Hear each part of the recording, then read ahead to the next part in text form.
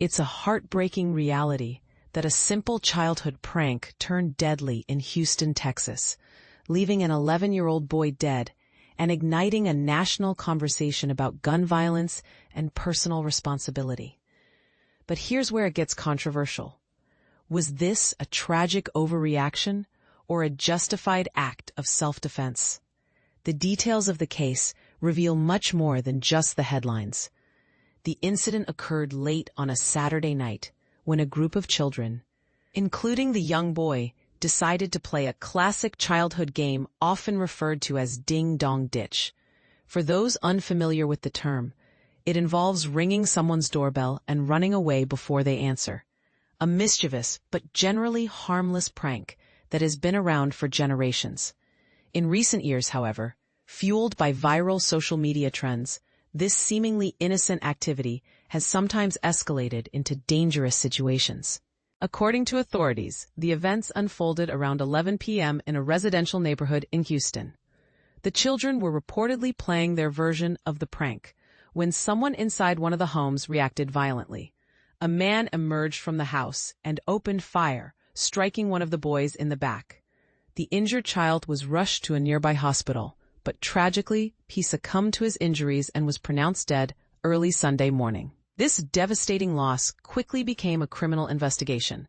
Initially, police detained a person at the scene for questioning, but later released them without charges.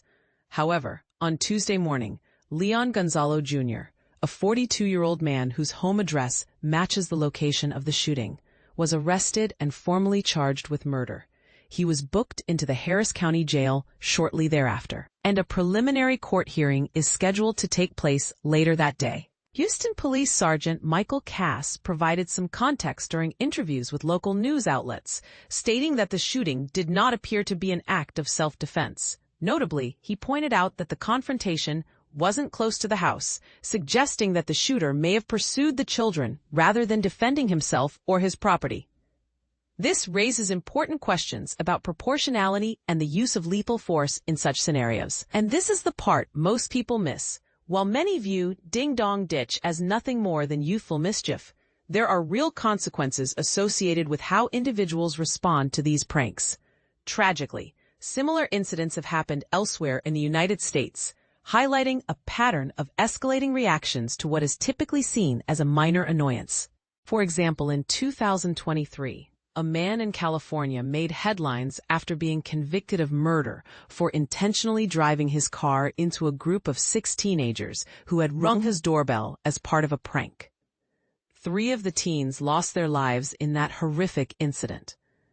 Earlier this year, in May, another chilling case emerged in Virginia, where a homeowner fatally shot a teenager who was recording a TikTok video of a doorbell prank outside his home in the middle of the night. These examples underscore a growing trend of disproportionate responses to what is ultimately a non-violent act. So where do we draw the line between protecting ourselves and our property and exercising restraint in moments of frustration or fear? Is it ever acceptable to resort to lethal force over a prank, no matter how annoying it might seem? And should the legal system treat such cases differently based on intent and circumstances? These are complex issues that deserve thoughtful discussion. We invite you to share your thoughts in the comments below.